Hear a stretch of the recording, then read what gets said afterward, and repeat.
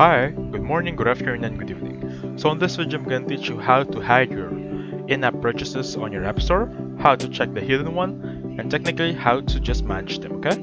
So please open up your App Store right there, and it doesn't really matter what section you are in, maybe it be Today, Games, Apps, Arcade, or Search Bar, because the thing we're going to click is going to be the top right section, your profile picture. Now this should be the landing page of your profile picture, and from here just click on Purchases section right there.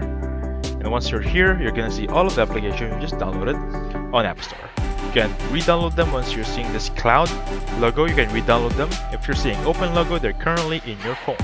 That being said, how to hide specific applications right here, just swipe left on each one, click on hide right there, and you've just hidden a specific application.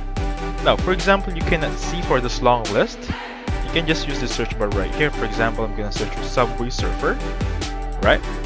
As you can see, it's still on my phone, it says open. Now, how can we check the hidden applications I just hid earlier? Or hid, I'm sorry about that.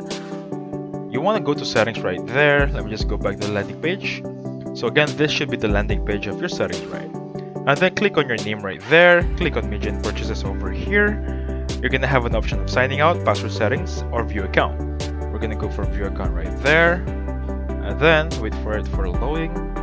Give it a minute or two, and you'll see hidden purchases right here. Now once you click on this one, you'll see the two applications that I hid earlier. I can just simply unhide each one of them, and they're gonna go back to the App Store hidden purchases. So that being said, thank you so much for watching. That's how you hide and unhide application history on App Store.